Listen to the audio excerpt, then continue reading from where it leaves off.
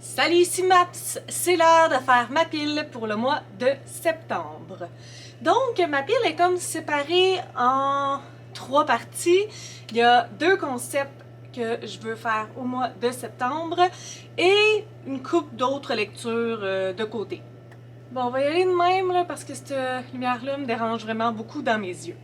En premier, c'est l'anniversaire d'une booktubeuse au mois de septembre. Donc, je vais faire 3 lectures pour l'anniversaire de cette booktubeuse-là. La première lecture que je vais faire, c'est Pour le temps qu'il me reste de Sandra Lemire-Wolf. J'ai dit la première, mais ça sera sûrement pas, je sais pas dans quel ordre que je vais les faire, mais je vais les lire les 3. Donc, qu'est-ce que ça dit? Des taches grises sur la langue et le palais, un teint livide, une santé fragile. Claire Verrier ne se doutait pas que ces symptômes en apparence bénins cachaient en réalité une leucémie aiguë et incurable.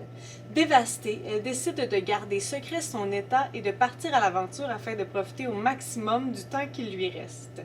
À la recherche de dépaysement et de rencontres exaltantes, la jeune femme met le cap sur l'Italie. Avec ses repas copieux et ses jeux de séduction invitants, la destination ensoleillée remplit tout à fait son mandat auprès de la malade. Mais quand les fonds viennent à manquer, Claire n'a d'autre choix que de rentrer à la maison. Alors que sa condition se détériore, elle se sent de plus en plus seule et déprimée. Heureusement, il y a Ramsay, ce toutou impétueux qu'elle a sauvé d'une mort certaine, et Gilles, cet amant au sourire ravageur qu'elle fréquente passionnément, pour lui apporter le réconfort dont elle a besoin. Et puis, il y a ses parents, de qui elle pourrait bien se rapprocher si elle faisait la paix avec ses blessures d'enfance. Ça a l'air, ma foi, assez touchant comme sujet, donc à suivre pour savoir comment c'est abordé. Je vais relire Joanie Touchette, cette fois-ci dans un tabou, et ça va être la première fois que je vais lire un tabou, mon premier tabou de ma vie, donc Celle de trop de Joanie Touchette. Échec, failure, fracasso, fallimento. Peu importe quelle langue on utilise, le résultat est le même. Je n'ai pas réussi ma 5e secondaire. En septembre, je vais devoir recommencer à zéro, tandis que ma jumelle ira au cégep. On a beau être identiques, ma sœur et moi, un monde nous sépare. Avec ses longs cheveux châtains tressés à la Katniss Everdeen, son cerveau digne de celui d'Einstein et une bonté qui surpasse celle de Mère Teresa, Cassiopée Coulombe est la perfection incarnée et la préférée de nos parents. C'est simple, elle excelle sur tous les plans alors que je fais toujours tout foirer. À l'école, à la maison, dans la vie en général, je ne suis qu'une déception sur 2 pattes. Éléonore, la bonne à rien. Celle qu'on tolère par dépit, faute d'option. Ouais, ça, je l'ai compris il y a très longtemps, grâce à ma chère maman. Donc, c'est un sujet sur l'enfant préféré. J'ai hâte de voir si ça va me toucher parce que, tu sais, je suis enfant unique. Fait que je peux comprendre le concept, mais je ne l'ai définitivement pas vécu. Donc, Et la 3e lecture, c'est Demi-vie de Magali Laurent, un tome 1 d'une trilogie, si je ne me trompe pas. C'est une autrice que je voulais vraiment lire depuis un bon bout de temps, donc lorsque j'ai vu qu'elle était sur la liste de cette booktubeuse, je n'ai pas hésité, je l'ai mis sur ma liste. Donc, celui-là, c'est Rupture pour sauver la Terre, ils vivent à temps partiel. La vie à temps partiel, 1 mois d'éveil pour 1 mois de sommeil. Tel est le prix à payer pour survivre dans la nouvelle cité mondiale. Tout juste âgée de 16 ans, Isia doit quitter ses parents et devenir une citoyenne à part entière. Beaucoup de changements rendent sa nouvelle réalité difficile. Sa superviseure est une femme froide et intransigeante. L'un de ses collègues l'épie pour une raison qu'elle ignore, et l'état de santé de son amie Kat se dégrade à vue d'œil, tout comme celui des autres habitants de son quartier. Et si tout cela était lié, que manigance le pouvoir en place? Et qui est Driss, cette personne vivant à contre-temps d'Isia et partageant sa chambre? Le jardin où habite la jeune fille est une mécanique qui a fait ses preuves. Mais quand l'intelligence artificielle au service des citoyens se met à dérailler, c'est tout le système qui bascule. La rupture est proche, le monde tel que le connaît Isia touche peut-être à sa fin. Si je ne me trompe pas, c'est une dystopie. Donc, très curieuse de lire tout ça. La deuxième partie de mon mois va se consacrer autour d'une thématique. Le 25 septembre, j'achète un livre franco-ontarien. Ça fait une couple d'années que je participe, mais vous savez quoi? Je les lis pas. Donc cette année, je vais lire les livres que j'ai achetés durant les journées. J'achète un livre franco-ontarien parce que ça serait bien le temps. Là, pour l'instant, j'en ai 4, mais il y en a 2 qui sont du même auteur, mais techniquement, pour la vidéo, je vais en avoir 3. En fait, allons-y comme ça. Donc, le premier que je vais lire, c'est Hubert le reste avec de Gabrielle Hosson, un livre que j'ai découvert sur la page de Marjorie, la booktubeuse Les Lectures de Marjorie. Donc, puis l'autre livre que j'ai aussi, c'est de Gabrielle Hosson. Donc, je vais me concentrer sur ces 3-là pour débuter. Mais je pense avoir le temps de faire un 4e. Donc, Hubert le reste avec. Le bateau quitte lentement le quai de Jérémie. J'ai le cœur qui débat, gros dans ma poitrine. Les larmes roulent sur mes joues. La taille de ma mère s'amenuise de plus en plus pour ne plus devenir qu'un petit point à l'horizon. Je reste là, à l'arrière du bateau, fixant ce point jusqu'à ce qu'il disparaisse tout à fait de mon champ de vision. Je suis en route pour une nouvelle aventure dont je rêve depuis des mois, mais je suis tout de même angoissée devant l'inconnu.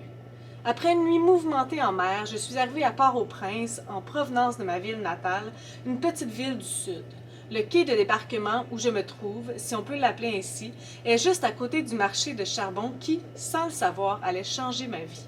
L'histoire qui suit est la mienne et pourrait être celle de milliers de jeunes envoyés par leur famille pour vivre avec un parent, un oncle, une tante, une marraine dans la capitale ou pour être placés, comme dans mon cas, dans une famille comme garçon à tout faire ou comme on nous appelle ici, un reste avec. Donc, puis ici, ça dit il existerait en Haïti près de 400 000 restes avec. Ces enfants victimes d'abus de toutes sortes sont maintenus dans un état proche de l'esclavage. Donc, Hubert le reste avec. L'autre ouvrage que j'ai, c'est Sans capote ni Kalachnikov de Blaise Ndala. Puis lui... En fait, ce qui est intéressant, c'est que je crois que c'est 3 auteurs d'origine africaine, pas tous haïtiens. Lui, ça dit qu'il est né en Haïti, mais lui, ça dit au Congo. Puis ils sont tous ontariens maintenant, franco-ontariens. Donc, Portrait sans concession de l'Afrique contemporaine, sans capote ni Kalachnikov dépeint un monde obsédé par la célébrité et la marchandisation de la misère. C'est tout ce que ça dit sur Sans capote ni Kalachnikov.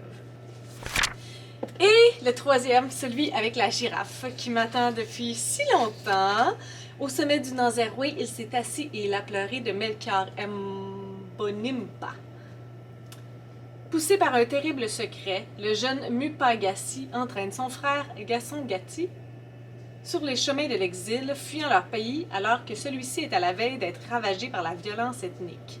Au camp de réfugiés situé quelque part en Afrique des Grands Lacs, chacun devra effectuer un choix déterminant. L'un embrassera la lutte armée dans un effort de reconquérir le pays d'origine, alors que l'autre, convaincu qu'il n'y a pas de retour possible, s'établira en Amérique du Nord où il poursuivra ses études puis fondera une famille. Pour lui, l'exil est définitif. Mais les circonstances feront mentir les pronostics et les 2 frères seront réunis, après plusieurs années, autour des négociations devant rétablir la paix dans leur pays tourmenté. Dans ce récit contemporain aux accents universels, l'amitié, l'amour et la loyauté s'avéreront les derniers remparts d'un monde où le mal et la vertu n'ont ni camp ni parti.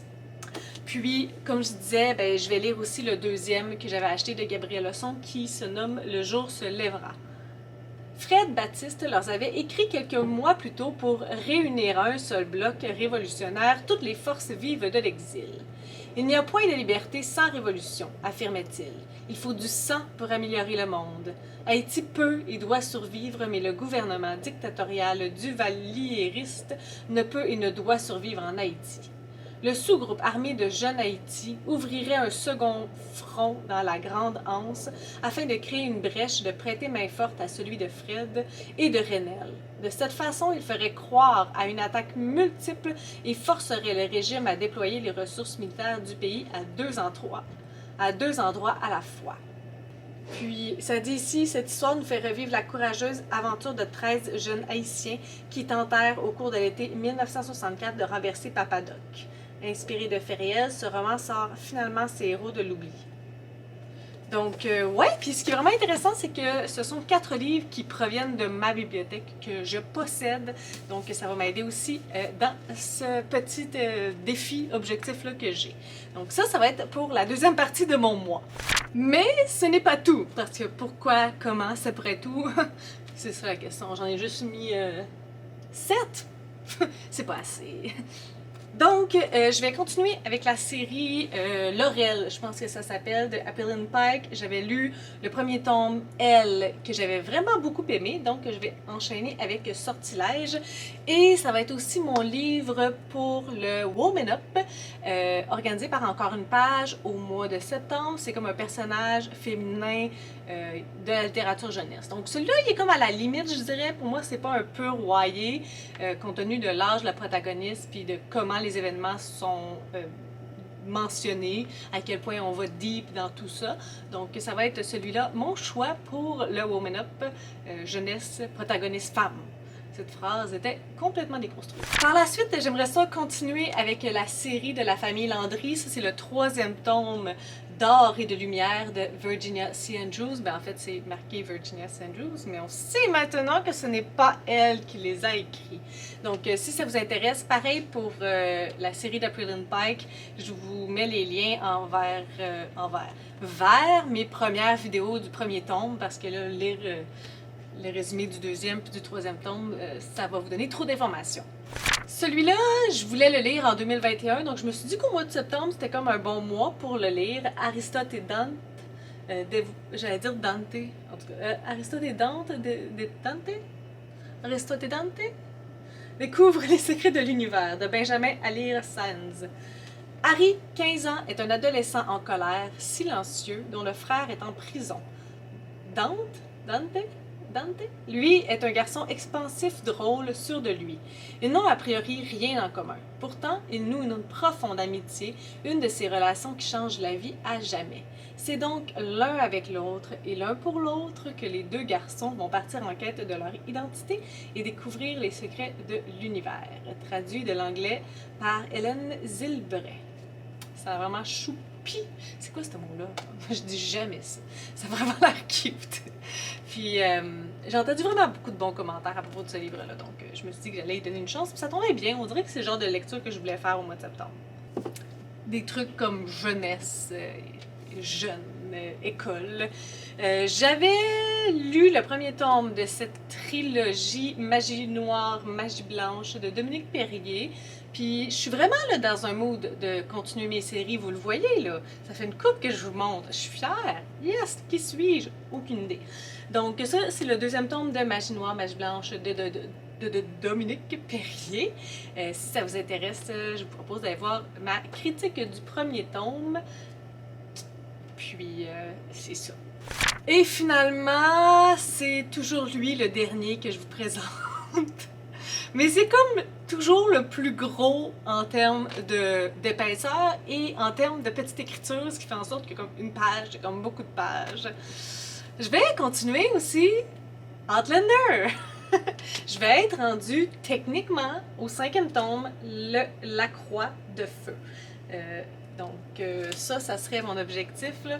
Je vous dirais fin septembre, octobre. En tout cas, on va voir. Il est vraiment gros, là, celui-là. Puis l'écriture est pas plus grosse. Là. Il est presque 1000 pages. Tu sais, dans ma vidéo de toutes les séries là, que j'ai commencé, là, je vous disais que j'allais la finir. Je finirai pas Outlander cette année. Mais je m'avance bien, puis ça, c'est une bonne chose. Mais je pense pas que c'est réaliste de dire que je vais la finir parce que j'ai vraiment envie de lire autre chose. Hein? Fait que c'est ça. Alors ça, c'est mon mois de septembre qui, somme toute, est peut-être réaliste. Ça, le temps va me le dire. Alors, j'espère que vous allez avoir un beau mois de septembre. Si ça vous tente de m'écrire en commentaire, qu'est-ce que vous prévoyez lire au mois de septembre, qu'est-ce qui vous tente, est-ce que vous êtes plus comme des lecteurs saisonniers, hein? Ceux qui lisent des lectures en fonction du temps que ça se passe, de qu'est-ce qui se passe à l'intérieur des livres. Moi, on dirait que je me vais vers là pour les prochains mois. Encore une chose qui est bizarre pour moi. Sur ce, si vous avez des suggestions, des critiques, des commentaires, n'hésitez pas à le faire en dessous de ma vidéo. Je publie des vidéos assez fréquemment dans une semaine. Si vous avez aimé cette vidéo, n'hésitez pas à mettre un petit pouce et à vous inscrire à ma chaîne. Sur ce, je vous souhaite de bonnes lectures.